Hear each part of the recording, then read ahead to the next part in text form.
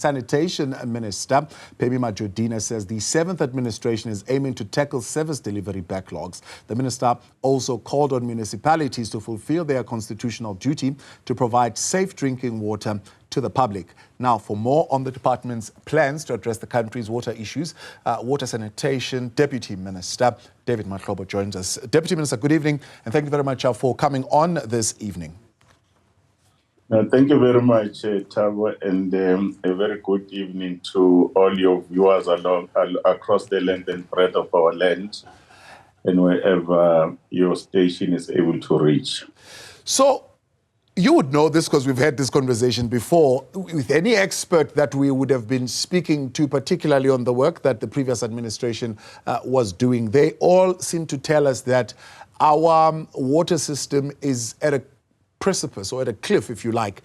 If we do the right things, we could salvage the situation and begin to see some improvement. If we don't do the right things, we could go the way of the energy sector, where, of course, our infrastructure is beginning to crumble.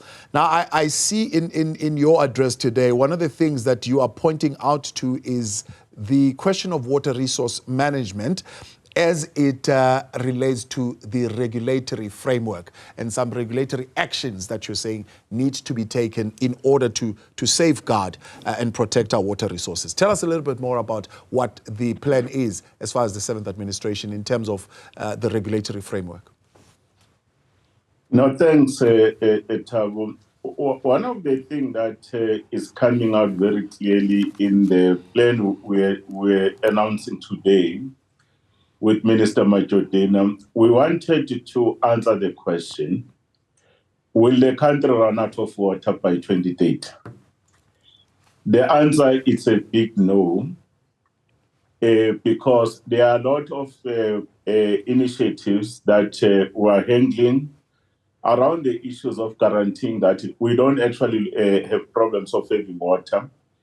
But we must admit, Thabo, that there are worrying signs, because if you look at the water balance, where water is available in certain parts of the country and other parts of the country, there is a water deficit. And our administration will continue with about more than 100 billion rands investment to ensure water security. In other words, additional dams must be built, additional back system must be in a position to be done, like augmentation of dams. That's why we made an example of the Glen Williams Dam there in the Western Cape. That is actually extending the dam wall. When you extend the dam wall, it will actually increase the holding capacity to close to 3 times, so that issues of agriculture and other economies in the Western Cape is dealt with. Here in Gauteng, which is a boiling point, we've admitted, Thabo, that there was a delay in terms of phase 2 of Lesotho, but we're very pleased, and it was delayed for more than 7 years, and it has financial implications. But now it is actually back on track, and working with the Lesotho government, we are proceeding. But the other systems that are here in South Africa, Thabo, for an example, the system that comes from KwaZulu-Natal, there is a balancing dam called Woodstock, and then that is feeding to Free State in Sterkfontein. You go to the Eastern Cape, Umzimvubu is also happening now.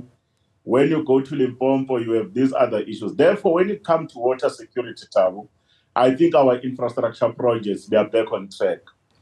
Well, we have to admit, Thabo, that there are a lot of inefficiencies in the system. That's why one of the things that we can indicate, in part of our reforms, we don't have sufficient money in the fiscus that will be able to do this major infrastructure work. That's why in terms of our reforms, there is a financial plan to work with private sector, whether it is water provisioning, where we go to the market in terms of the Trans-Caledon Tunnel Authority, that borrows money like they did with the DWOP, they did with a Polyhali Dam in Lesotho. Currently, there's Ulowa Umkomazi that they are doing on the other side. We'll then continue with those reforms to say, how do we fund infrastructure so that we don't run with those particular problems? Yeah. On water security, Thabo, there is also the issue called water mix. One of the problems our country we are producing a lot of wastewater that goes back into the rivers, and sometimes it is not properly, actually, I can call it properly treated.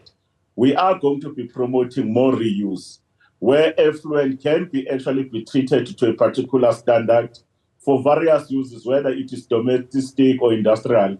And we're actually discharging a lot of water that we should not be discharging, while we actually take other issues into account on climate change.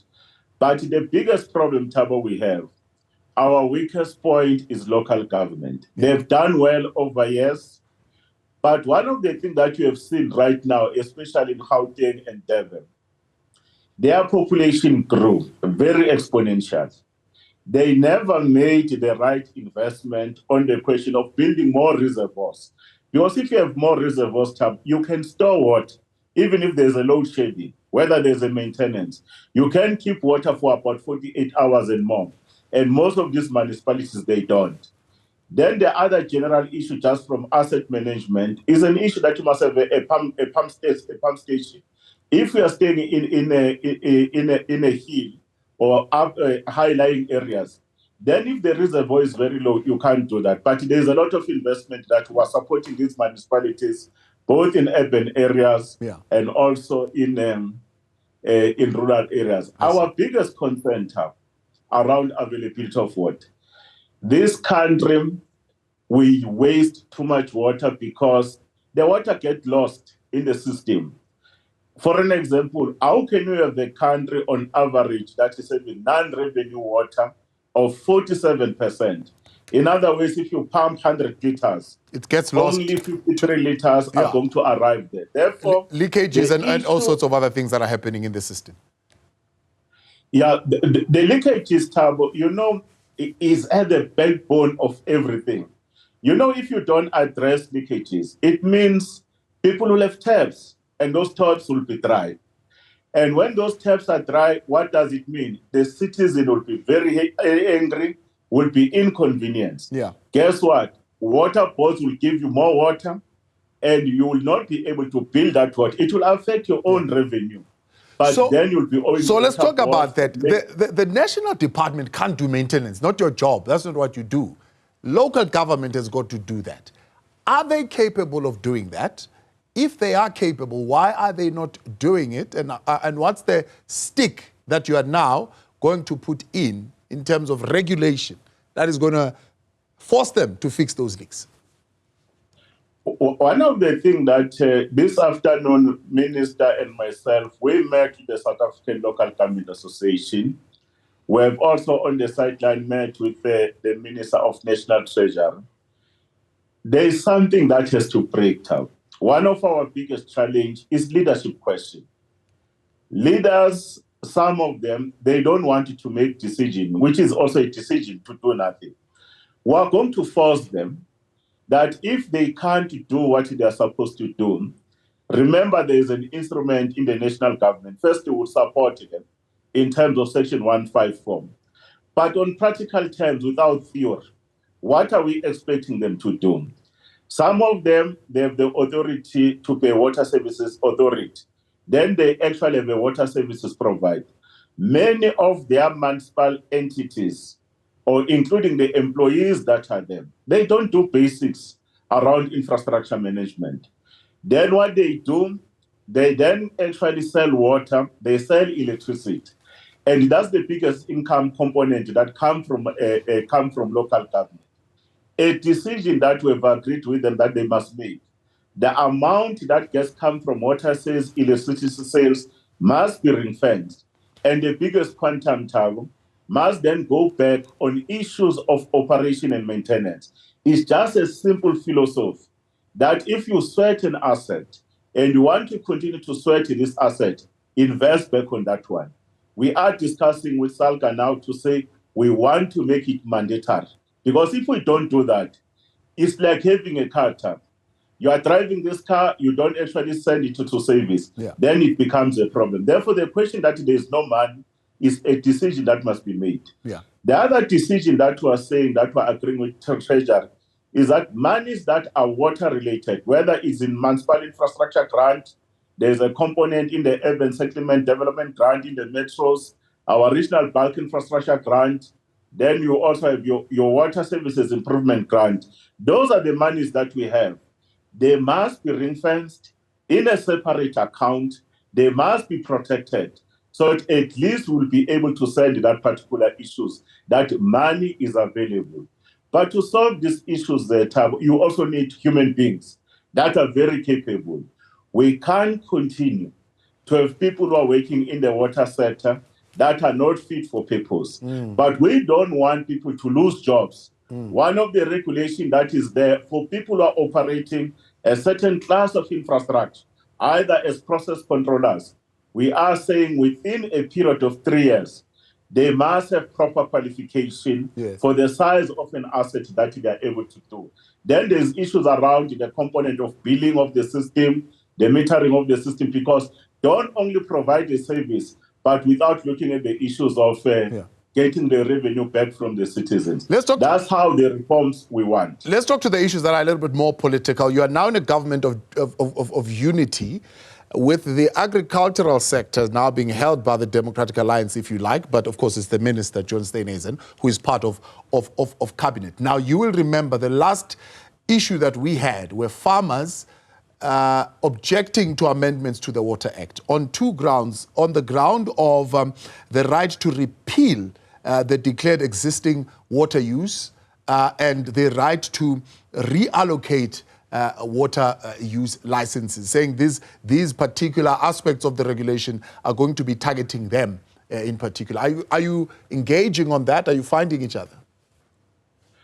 We are engaging, Thabo, on that particular issue because the intention of the department is not to kill any sector of the economy.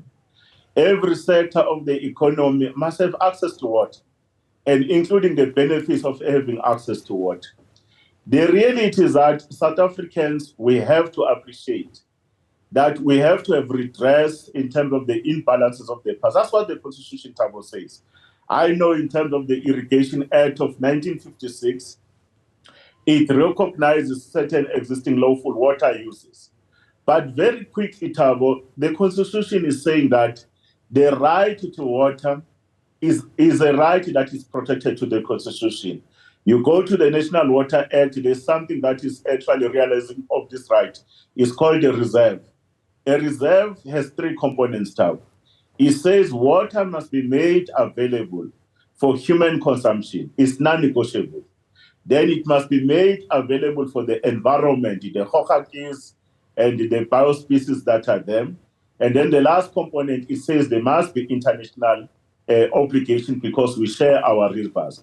The right that exists by the farmers and others of very old rights that are there, they can't supersede the right in the Constitution. But in our discussion, we are saying that farmers, firstly, we are converting their irrigation board to water use association to open up for new water users, because when land reform happens, many black people are coming in, but if they don't have water rights, we are just actually creating an impediment in the participation of the economy. Let's make an example. In the greater Mikili in Limpopo, one of the biggest agricultural production there, they are hawking water as we speak. The communities of Vembe and the communities of Mopane, they don't have water. But in a scientific way, all those catchment that are water stressed will go there and do compulsory licensing. In other words, we'll do the verification of all the users. Then with those particular instruments, we'll then do water reallocation. But agriculture remains one of the biggest guzzlers of water. They are actually in certain provinces taking between 60% to 80%, and that is untenable in a water scarce country. Let's then look at the backlogs, right? If you like, Hammanskraal is a hot issue, and it's been for 15 to 16 years, if you like.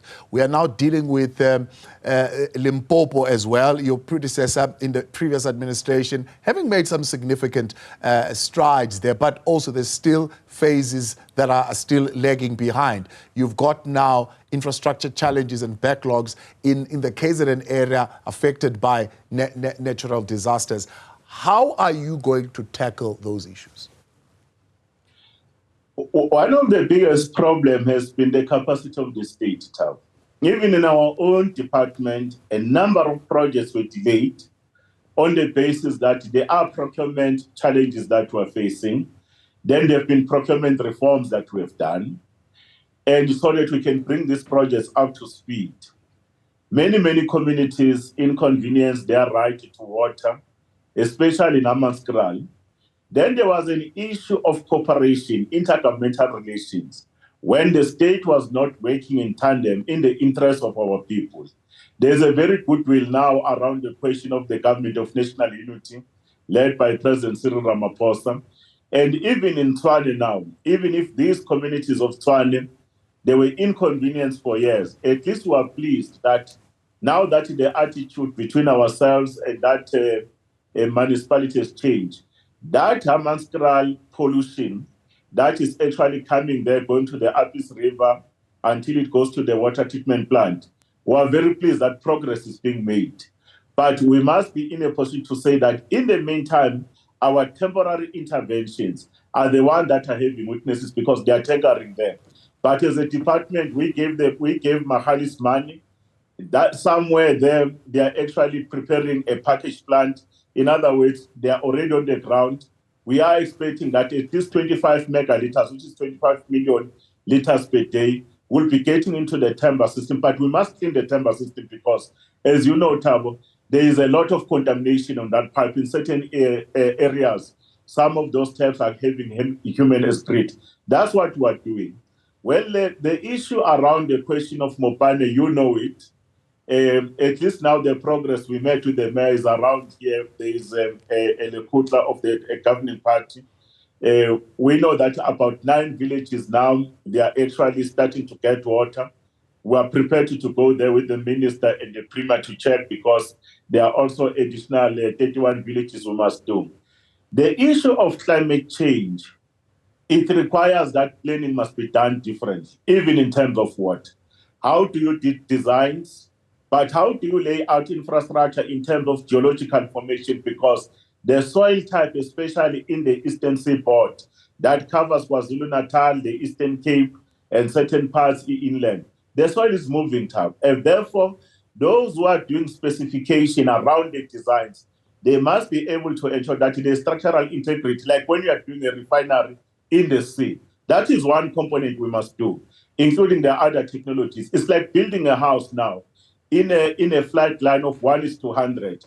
You don't actually put an embankment or that kind of a caving wall so that at least when there's water, those are some of the things that we need to be able to do that. But you have to empower communities because if they continue to be cycled in areas that are not suitable for cycling, is going to be a problem for our own country. Yeah, 15 projects, 100 billion rands. It's clear that your budget is not going to cover that. You've already said that you are looking to the private sector to come in and particularly assist. How are you going to improve the management of resources? This particular department and its projects, notorious for corruption and maladministration.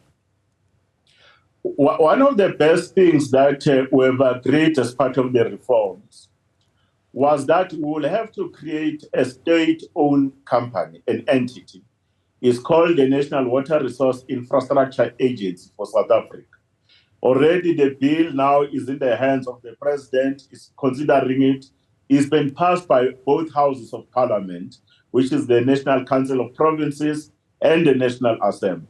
It will be formed on the basis of a nucleus of an organization, Thabo, that has been getting very good results in terms of audit, is actually going to the markets so that you can be able to borrow money. That company that we have as a state is called the Trans-Caledon Tunnel Authority, TCTA.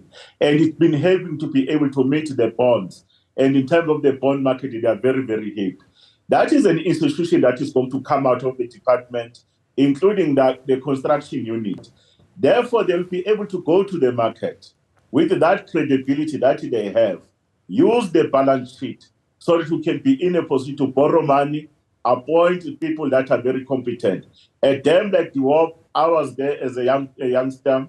That dam was built using that particular methodology. That issue of your Kase Dam in Lesotho, was built in that particular way. But we're not only going to rely, Thabo, only on the question of the National Water Resource Infrastructure Agency to fund this. You go to a province like the private sector funding, where you work with mines. In Valga Mahara in the Northern Cape, we've spent more than 5 billion rand to do a particular pipeline that is giving mines water, but the municipalities are getting that, and the additional 10 billion rand is being put aside to do that, about 120 kilometers. There in Limpopo, for an example, we have the best dam called the Dwarf Dam, is very full. And the mines there, because Limpopo continue to be a mining province, they need water until you pass Puluwan, you go to Mkhalakwen. We have agreed to go on a 50-50, where the state is able to do that. There is an appetite for that particular project of 26 billion rand, and we don't have those particular issues. But indeed, in areas where there's been malfeasance and corruption in the water sector, it must be dealt with without any fear of favor prejudice. That's why the issues of mishaps around Guyana, the Hawks are there, the SIU, matters are being dealt with. The last matter in our sector that we need to deal with about funding is the criminality that is brought by people who are claiming to be business people, the construction mafia, where they come and demand a lot of money. They are demanding protection fees. Even in the water space, they're starting to kill people. And we want to work with proper business people, work with the law enforcement agencies so that your project of Lower Umkomazi or Upper Umkomazi in KwaZulu-Natal and elsewhere, it does not become a barrier around business to come and invest, because there is an issues of rampant crime and corruption, including vandalism. Deputy Minister, we appreciate your time.